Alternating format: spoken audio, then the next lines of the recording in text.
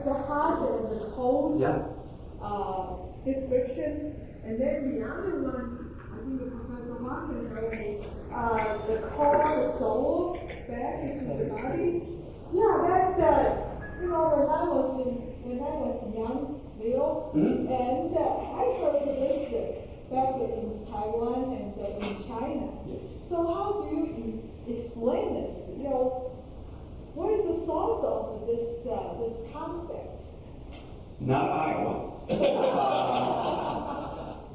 I'm not quite sure whether medical anthropologists, and I would defer to my colleague Ann Jones, who's teaching the course right now, know if there is a single source or there are multiple sources. Certainly, if you take a look at the spread of medical beliefs out of the circum-Mediterranean area, including ideas about hot and cold, including ideas about the power of the eye. Evil eye is something that is found, throughout much of sub-Saharan Africa, in Latin America. Notions about hot and cold and maintaining balances, are found again in the Ayurvedic medicine, and I'm sure Indian scholars would say I went from India to the Mediterranean instead of vice versa, or the medical systems in traditional Chinese medicine. I think the notion of life as a balance is not an unusual thing. We feel out of sorts. I mean, we can use even sort of the linguistic terms to talk about when you are feeling in balance or out of balance. And so there's something that I think is probably very logical and very natural to somebody who says, well, that's because you need to be, whether it's physically, adjusted or spiritually adjusted or something that we can't see, the chi or the notion that one needs to make efforts in order to keep a balance. There, I'm not going to say it's pan-human, but it is found in a surprisingly large number of areas. Yeah, I have a question. On the concept of it helps, doesn't it? On the concept of the evil eye, the conquistadors, of course, are influenced a lot by Moroccan and North African culture, and they brought that. And the evil eye is very big in the Middle East, and they even have among the Arabs and Jews have a symbol to ward off the evil eye, which is a hand with an eye in it. It's supposed to reflect it back. So when you think that, is the concept pre-Columbian or comes with the conquistador in Mexico? It's certainly been around for a fairly long time, and it's well might be something that was introduced by the Europeans. And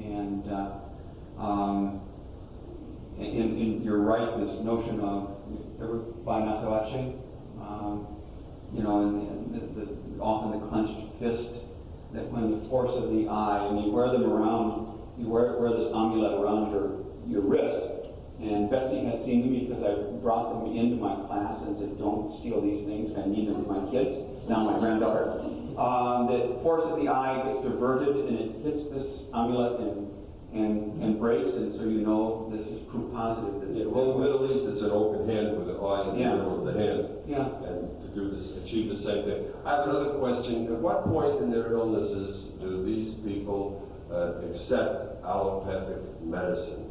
You have physicians in Mexico who are trained, and I mean, how sick do they have to be to accept allopathic medicine and seek that out as their way of dealing? You sort of alluded to it, but at what point do they actually then turn to that and rather accept the folk? Because a lot of us take folk remedies. We have a cold, take some stuff, we all think it works, and most of it probably doesn't. So at what point do they turn to?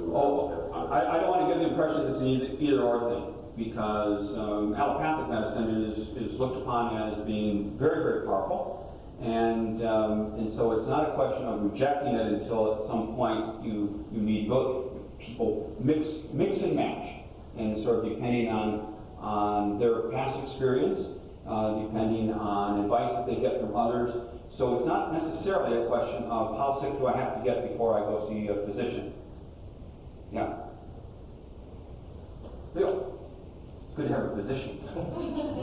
Are there things like regulation for any of these multiple pluralistic practitioners is the issue of litigation lawyers as they come up in this type of environment. Or, and the spin-off from that is, do these homeopathic, whoever they may be, the joint setters and that, certainly is a regulation litigation, and do they sometimes use, instead of the ground-up tea, some penicillin or Viagra for certain events, or so they're really using real stuff because they don't, anybody can get any kind of medicine in Mexico, what I understand.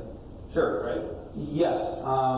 Is there litigation? Probably not like we know it. Is there malpractice? Probably not like we know it. It actually turns out that the Association of Homeopathic Physicians regulates itself in the sense that there's an association, and there are probably some on the fringe that aren't members of it, but in this particular case it is, there is an association. I don't know whether they throw people out or if they misbehave. In terms of some of the other local cures, that's a kind of an attractive and interesting question. I've never heard of an association of curanderos. It somehow wouldn't surprise me if things like that would exist, but not the types of regulation that we would expect on almost every activity of life that we find in this country. We shouldn't reject the herbal medicine. Many what we now consider traditional drugs here in the U.S. are actually originally derived from botanicals, and there's a whole area called medical botany, where digitalis, for example, is originally derived from plant materials, curare, morphine, and several others, and certainly some of the antibiotics are derived from fungi, which people probably ate. And we do know that many botanicals are now being investigated here on this campus that actually have medicinal qualities and drugs in them. So they probably are giving some real stuff with those herbs. Oh, absolutely. When we talk about folk medicine, at least in anthropology, we try to make it very clear that we respect and that we appreciate the curative value of many of these things. So it is not, you're not going to find any of us saying this is just sort of a waste of time, and after a while people will cure themselves. That I think that most curers will truly believe that there's some level of evidence that what they are prescribing, and some of it is hocus pocus, but generally speaking, does have the type of value that you've mentioned has been demonstrated through clinical trials and other things. So there really is some very important and very positive value to all of this, simply well beyond the psychosocial components. Peter. Mike, I'd like to remind you of a trip that you led to Morrisville in Honduras 23 years ago. And one of the problems then was that... Well, it was a problem in the local community, in that mothers who had children with diarrhea tended to give them nothing to drink to try to stop the diarrhea versus dehydrate them. And there was quite a campaign, if I remember correctly, towards rehydration therapy. How has that campaign gone? That was the one that we saw in Honduras was in fact a very successful public health campaign. The Ministry of Health in Honduras embarked on a program to really combat infant diarrheas, and I mean we might chuckle about that, but it is in fact a serious medical problem in much of the developing world, and you're right, kids can die very quickly. In fact, we almost lost a kid as a result of the pernicious diarrheas. And so what the Ministry of Health was doing in all those many years ago was establishing several things in little clinics and in small stores and anywhere you wanted to go in rural Honduras. They had posters with not photographs, but very clear diagrams. You know what we're talking about. These big posters of about 4 scenes in them, and they showed a liter Coke bottle. So everybody recognized the Coke bottle, same sign with Coke on it. And the idea was to fill this Coke bottle with water. They were far less concerned about the quality of water. It's an interesting thing. And they explained how much sugar and how much salt. So it was, in fact, the solution that would be done to reestablish the electrolyte balance and to sort of shut off some of this cycle of vomiting. And it was, in fact, regarded by the Pan American Health Organization as a fairly successful undertaking, enterprise. They felt that in fact, that this was successful enough so that on a sort of another set of occasions you could deal with the issues of pathogens found in the water. But at that particular idea was, you can do this and bring about the desired result. Now, if you go into places all over the Latin America that I'm familiar with, in pharmacies and in stores, again, next to the cash register very often, there are small envelopes that are sealed in kind of plastic and so forth that have the combination of sugars and salts already put together. So again, get a liter bottle, pour this in, shake it up, and it will show a picture on the side of a mother giving spoonfuls. And my wife has done that with our kids. Of every so often, or just say, get this into the system. And I see Neil is nodding her head as a knowledgeable person who's seen this in action. That was, in fact, a really interesting experiment that we were fortunate enough to watch from sort of the periphery. Yes, very much so. Yeah. Any other questions? All these pluralistic, most of them paid. I mean, they practice setting children broken or whatever at a fee, or are any of them government sponsored, for example? Well, first on the fees. It is really kind of amazing that some of the very knowledgeable curers charge what an allopathic physician would charge. So the notion that, folk medicine is going to be cheap is true some of the time, but not all the time. So that's one of the things. And the notion about sort of government intervention and regulation, as opposed to your earlier question on who's watching the shop.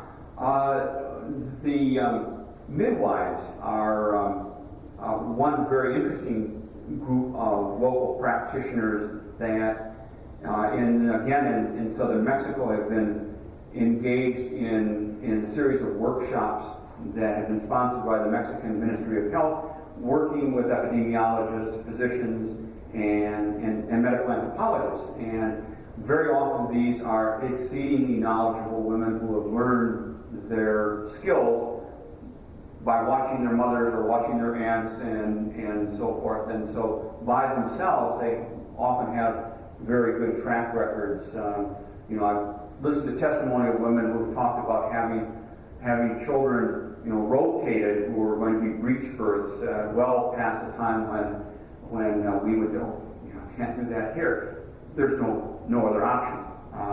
You're not going to do a cesarean in some rural community outside of Wichita. But what the Mexican Ministry of Health has done with some success in some areas has been to allow for some understanding of the ways the local midwives operate, as it were, and then say, okay, if we're going to intervene and provide with some good ideas, what would be the primary thing? And it usually is to make sure that the cutting instrument for slipping off the umbilical cord is sterilized. So you sort of decide what kind of battle do we want to fight, and it's tetanus, right? And so the notion of how do you sterilize the umbilical stump and avoid infection. So the energies get spent on saying, you do a really good job, let's talk about this one other thing, and do kids ever die as a result of an infection? Yes. Okay, how can we deal with that? Well, here's some ideas. Any other questions? If not, then let's thank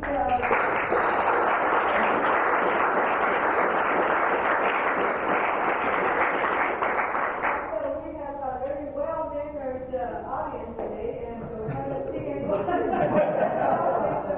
We're for good manners. Please help yourself, and you can continue discussion over a glass of punch or over cookie. And we all passed the quiz, and now you can quiz Dr. Whitebird which food is hot, which is cold.